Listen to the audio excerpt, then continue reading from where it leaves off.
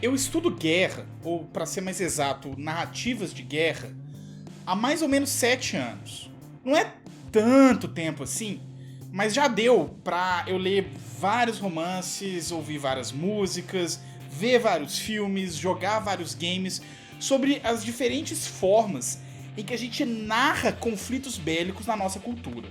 Eu escrevi a minha monografia sobre esse assunto, a minha dissertação de mestrado, e eu tô começando agora a minha tese de doutorado, ainda falando sobre histórias de guerra. Como costuma acontecer quando a gente estuda muito uma mesma coisa, quanto mais eu pesquiso, mais dúvidas e menos certezas eu tenho. Só que tem uma convicção que eu trago desde que eu comecei a estudar isso. E é uma convicção que se reforça mais a cada dia, quanto mais eu estudo. A guerra é uma merda. Bom, eu sei que essa constatação é um pouco óbvia à primeira vista, e talvez ela deveria mesmo ser óbvia. Mas a verdade é que nem todas as narrativas de guerra reconhecem essa realidade. Pelo contrário, muitas dessas histórias contam versões extremamente heróicas, idealizadas e edificantes de conflitos que na verdade foram sangrentos, injustos e sem sentido. E dentre todas as guerras modernas, que são as guerras desde a Grande Guerra em 1914 pra cá, existe um conflito que parece ser mais romantizado do que todos os outros: a Segunda Guerra Mundial. Bom, por que a guerra mais mortal da história da humanidade é também a mais romantizada? Meus amores e minhas amoras, bem-vindos ao Mimimides. O meu nome é Tavas Mata Machado e hoje eu vou fazer o meu melhor para tentar resumir 7 anos de pesquisa em um vídeo, para responder uma pergunta que apareceu umas semanas atrás no nosso servidor do Discord. Por que a cultura de massa romantiza tanto a Segunda Guerra Mundial? Bom, acho que a primeira coisa é a gente definir melhor o que a gente está entendendo aqui por uma narrativa romantizada de uma guerra. Bom, não tem nada a ver com o amor romântico que a gente já falou no outro vídeo lá da Clara. A gente está falando muito mais sobre uma relação de certo heroísmo da forma que a guerra é representada. E para isso é bom a gente pensar um pouco em para que servem as histórias de guerra. Ou seja, que tipo de efeito elas causam ou pretendem causar tanto nos seus leitores quanto nos seus autores. Aí pensando nisso, tem um artigo muito bom que eu acho que é um ótimo ponto de partida da Catherine Brosnan, em que ela vai discutir justamente isso. Quais são as funções da literatura, e eu acho que a gente pode ampliar um pouco mais, para as narrativas de guerra. A partir desse texto, a gente pode entender que as narrativas de guerra, elas cumprem basicamente 4 funções. E uma mesma história pode cumprir mais de uma dessas funções ao mesmo tempo, e frequentemente, quase sempre, cumpre pelo menos 2. A primeira é a função estética, que tem a ver com esse ato de narrativizar a guerra, de pegar a experiência da guerra e transformar ela num produto de mídia, numa obra de arte, numa experiência estética. Ou seja, narrativas de guerra, como qualquer expressão artística de um modo geral, servem para causar um efeito de apreciação estética. Essa é a função mais básica e é a função que basicamente qualquer narrativa de guerra cumpre em alguma medida. Aí eu não vou aprofundar muito mais nela aqui não. Outra função que ela vai mencionar, e que também não é central para o nosso argumento, portanto eu não vou aprofundar muito, é a função psicológica das literaturas de guerra. Ou seja, produzir e consumir narrativas de guerra como uma forma de lidar com o trauma causado pela experiência de guerra. Isso é muito comum em narrativas escritas por veteranos. Inclusive tem um outro vídeo mais antigo aqui do canal sobre transtorno de estresse pós-traumático que entra um pouco mais a fundo nesse assunto. As 2 funções das narrativas de guerra que eu acho que são mais importantes para a gente pensar nesse fenômeno de romantização da Segunda Guerra Mundial, segundo a Brosnan, são as funções moral e social das narrativas de guerra. Ela vai entender a função moral como algo que surge a partir do modo heróico das narrativas gregas, principalmente dos épicos. As narrativas que cumprem essa função moral são aquelas que buscam criar no seu espectador, principalmente no espectador jovem e homem, a imagem da guerra como um espaço de performance da virilidade, um espaço de glamorização do conflito. A guerra como um espaço de provação, onde a gente vai separar os homens dos garotos. Nessas narrativas, a guerra é acima de tudo um dever, seja para com Deus ou os deuses, o rei, a pátria ou a família, e a oportunidade de conquistar a honra. Os heróis de guerra dessas narrativas se tornam verdadeiros modelos para geração após geração de jovens que se alistam para morrer nas frentes de batalha. Já a função social das narrativas de guerra parte da premissa basicamente oposta da função moral. São aquelas narrativas que têm como objetivo principal denunciar os horrores da guerra, criar na população um sentimento antibélico, denunciar o papel dos governantes e dos oficiais de alta patente na empreitada de guerra. São normalmente narrativas que buscam atingir esse efeito a partir da exposição de violência muito gráfica, a partir da exposição de crimes de guerra, da discussão sobre traumas e dos efeitos de longo prazo da guerra sobre os veteranos. Bom, essas 4 funções, como eu disse, não são de forma alguma mutuamente exclusivas, e muito pelo contrário. Na verdade, é muito frequente uma narrativa se enquadrar em, no mínimo, 2 dessas narrativas ao mesmo tempo, e talvez, potencialmente, até em todas elas. Mesmo as funções moral e social da guerra, que parecem ser tão opostas assim, potencialmente podem aparecer juntas numa mesma narrativa. Em histórias da Guerra do Iraque, por exemplo, esse tipo de confluência da função social e moral é bastante comum. Essas narrativas mostram que a guerra é feia e ruim, que soldados voltam com trauma e que frequentemente são levados a fazer atos bastante questionáveis. Mas ao mesmo tempo, são narrativas recheadas de uma retórica patriótica e da imagem de um inimigo muito tangível e concreto que deve ser combatido para manter a América segura, seja o Bin Laden, seja algum outro terrorista ligado a ele que vai levar à derrubada da Al-Qaeda ou qualquer coisa do tipo. Então, quando a gente fala de uma romantização da Segunda Guerra Mundial, o que eu acho que a gente meio que tá querendo dizer é que as narrativas da Segunda Guerra tendem a cumprir mais uma dessas funções do que as outras. No caso, a função moral. E eu acho que isso de fato acontece. É muito raro uma narrativa da Segunda Guerra, principalmente no cinema, nos games, na TV, em que o conflito é representado como um erro, em que as mortes são consideradas uma derrota, ou em que os soldados aliados são representados como criminosos. Se a gente comparar com guerras que têm uma reputação muito mais abalada que a Segunda Guerra, tipo a do Vietnã ou a Primeira Guerra Mundial, essa diferença fica muito gritante. Se a gente pegar, 3 filmes muito clássicos de cada uma dessas guerras, sei lá, o Glória Feita de Sangue, do Kubrick, o Resgate do Soldado Ryan, do Spielberg, e o Platoon, do Oliver Stone, por exemplo. Essa discrepância fica muito clara. É muito difícil a gente achar filmes anti-guerra da Segunda Guerra Mundial. E mesmo quando eles são filmes que mostram o horror, esse horror é sempre em alguma medida justificado, visto como um meio para um fim ou como uma provação necessária para a vitória final, através de uma narrativa heróica e redentora dos protagonistas. Para quem tiver mais curiosidade sobre esse assunto, eu tenho um artigo publicado em que eu analiso essa forma de representar a Segunda Guerra Mundial comparada com outras guerras, especificamente nas músicas da banda britânica Iron Maiden. O link está no comentário fixado aqui embaixo, como sempre. Bom, o que distingue, então, a Segunda Guerra Mundial de outras guerras modernas, que torna ela tão convidativa para serem feitas narrativas heróicas? Eu acho que a explicação disso está no mito da guerra. O mito da guerra é um conceito criado pelo Samuel Hines para designar a versão da história da guerra que foi construída ao longo dos anos no discurso público e veio a ser aceita como verdade. Por exemplo, quando a gente pensa assim na Guerra do Vietnã, a imagem, a historinha que vem na nossa cabeça é a seguinte: jovens americanos iludidos por uma retórica de combate ao comunismo são obrigados a ir lutar num país distante depois de passar por um treinamento desumano. Uma vez lá, eles são progressivamente quebrados pelo clima, pelas tropas inimigas e pela crescente desilusão com a missão. Eles cometem crimes de guerra, queimam vilarejos e matam crianças. Os que sobrevivem voltam para casa completamente destruídos, interna e externamente. E são recebidos com insultos e ataques pelos jovens hippies do movimento anti-guerra. A gente lembra então da Guerra do Vietnã como essa grande história da derrota americana. Bom, essa versão da história da Guerra do Vietnã é uma mentira? Claro que não.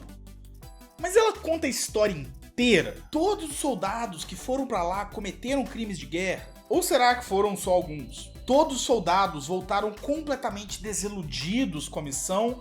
Ou tem aqueles que até hoje mantêm que foi uma guerra necessária e acertada por parte dos Estados Unidos? Todos foram para lá iludidos? Ou muitos já sabiam o que esperava eles? Todos trouxeram cicatrizes internas e externas de combate? Para cada uma dessas perguntas, centenas de histórias individuais vão surgir para contestar o mito da guerra. Isso não quer dizer que o mito é uma mentira, mas que ele é uma narrativa, uma forma de contar a história da Guerra do Vietnã. E uma forma de contar que foi construída, como Samuel Hines apresenta, a partir das narrativas que foram sendo produzidas durante e após o conflito. Os livros, os filmes, as séries, os games. O mito da guerra é um espaço de disputa hegemônica, onde diferentes versões do conflito disputam a primazia do discurso vitorioso, o controle da narrativa.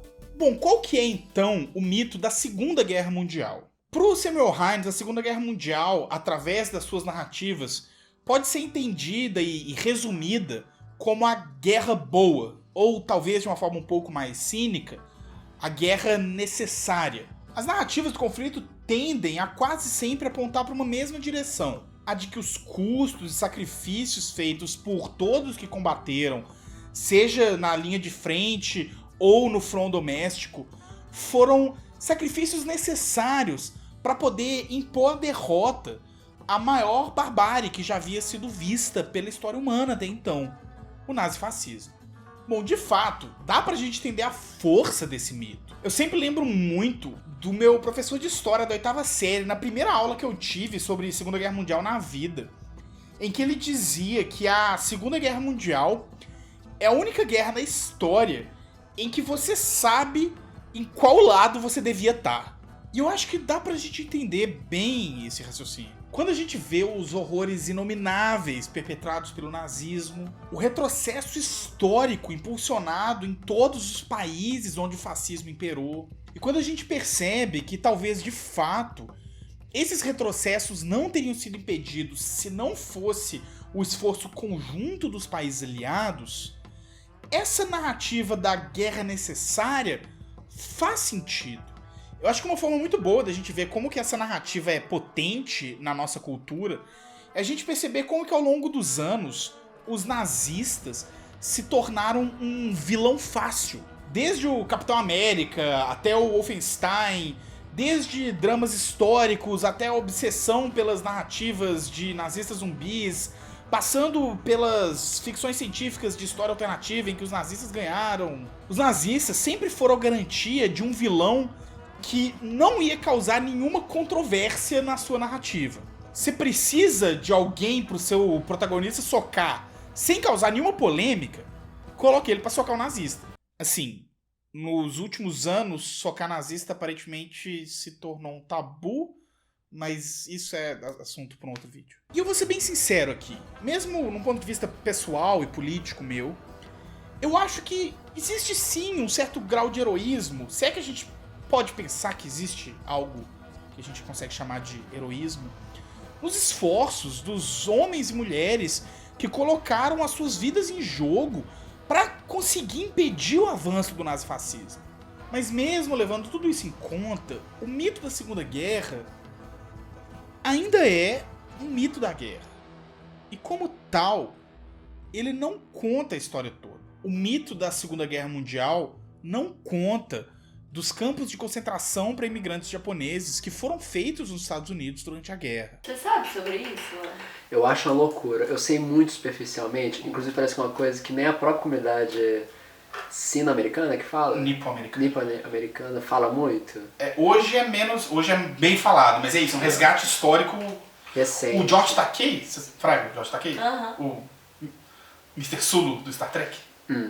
Ele estava estrelando e produzindo uma peça sobre isso ano retrasado e passado. Tava, tipo assim, bombando, assim. Tava destruindo o circuito off-Broadway. Mas E é uma parte muito jogada por debaixo do tapete, assim, da história americana. Inclusive tem a ver com a narrativa após, assim, do japonês enquanto exemplar de inteligência, etc. Tem a ver com essa história? Eu escutei no Freakonomics Radio uma coisa sobre isso. Eu não... A gente tem uma pessoa que está estudando isso, especificamente isso. Narrativas de imigrantes nipo-americanos e dentro disso os campos de concentração. Aí, enfim, eu não sei muito a fundo disso não, mas assim, sobre esse pós, assim, como que rolou essa reabilitação deles, né? Mas eu acho que tem isso, e porque o Japão vira um aliado estratégico dos Estados Unidos a partir de determinado momento, né? E na verdade o que aconteceu é que eles tinham vizinhanças, eles moravam normal, todo mundo mudou pro mesmo bairro. Então, tipo assim, é meio que eles foram proibidos de morar onde eles moravam e moravam num bairro onde eles tinham hora pra entrar e hora pra sair e tinha tudo regulado. Então depois da Segunda Guerra parou-se de regular. É meio que isso. Não é exatamente um campo, mas e tipo assim, era um bairro, mas o bairro era todo limitado. Todo cercado, com tropa, com tipo torre de observação, com soldado assim, observando o tempo todo. Do dia pra noite arrancou as pessoas de casa. Todo mundo foi obrigado a sair. Galera desaparecia, era interrogado, não voltava. Tem muitas histórias sobre imigrantes americanos sobre isso, muitas. E tem uma coisa também da relação com os japoneses, porque na Segunda Guerra, a propaganda de guerra em relação ao Japão e à Alemanha era muito diferente. Porque os alemães eles eram vistos como um inimigo do mal, só que assim, um inimigo desafiador, um inimigo não nobre, mas tipo assim, era um cara que você tinha que respeitar, que você não podia subestimar, que você... E os japoneses, e aí o alemão ele sempre visto como grandão, fortão, né, louro, não sei o quê. E os japoneses eram traiçoeiros, eles eram mentirosos, aí eles sempre eram desenhados com aqueles dentões, tipo assim, sempre pequenininhos. Você vê os desenhos animados da época da guerra, é muito bizarro, tipo assim, como que eles representavam os japoneses. Aqui, eu não tô lembrando o nome, mas tipo assim, existiu também no Brasil, durante a Segunda Guerra, um movimento muito grande localizado de preconceito com japoneses.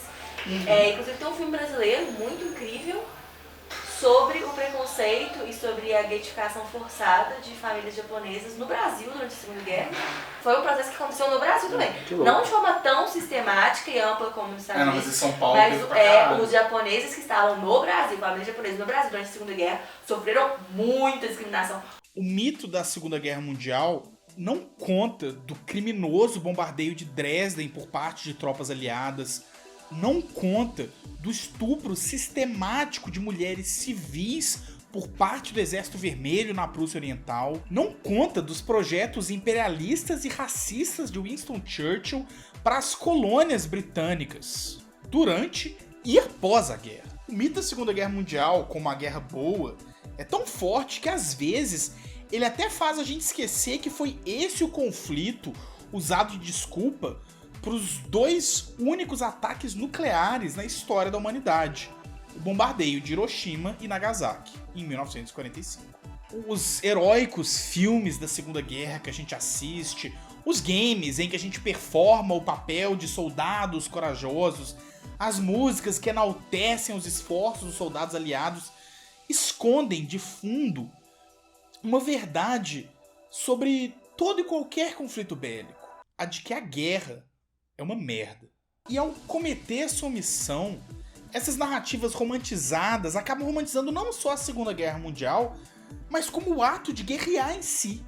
Mas ao mesmo tempo, quando a gente tenta evitar o mito da guerra, existe também o risco contrário. Frequentemente, narrativas que tentam se distanciar desse mito, buscando abordagens alternativas do conflito, tentando dar voz, por exemplo, aos alemães, a oficiais do exército alemão, acabam caindo no risco muito complicado do revisionismo histórico. Beleza, Tavos, e aí? Como que a Segunda Guerra Mundial tem que ser representada então? Como que a gente vai fazer para nem reforçar o mito da guerra e nem tentar minimizar o papel cumprido pelo nazifascismo na Europa?